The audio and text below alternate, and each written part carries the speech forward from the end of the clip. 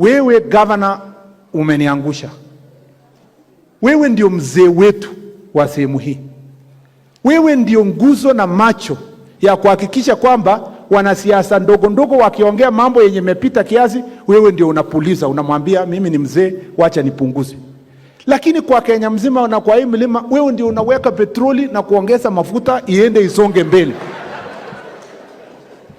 Na unaweka petroli maneno yenye haiko. Kwa sababu wacha niwaambie watu wa Nyeri, msikie na mnisikie vizuri sana.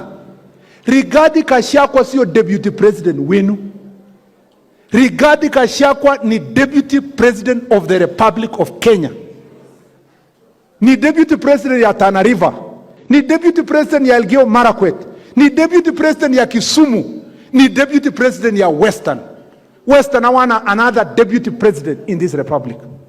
Kama nyinyi mnataka deputy president wenu ya village hapa nyumbani, mupange na Kaika muongee yenu ya hapa nyumbani. Huyu Rigathi Gachagua, let Rigathi Gachagua go. He is not a leader of Mount Kenya. He was elected to become the leader of Kenya, not Mount Kenya. So when you pull back the deputy president of Kenya, na nyinyi viongozi wa sehemu hii, mnaenda kumleta kutoka Kenya mzima, mnakuja kumfanya akuwe ni kama deputy president ya Mathira. Mnamkosea yeye heshima na mnakosea wa Kenya heshima kwa sababu wako na naibu rais yao. And I want to warn you people of Nyeri. When William Ruto was the deputy president of the Republic of Kenya, alikuwa anakuja kutembea huku na viongozi hawa wote including Rigathi Gachagua.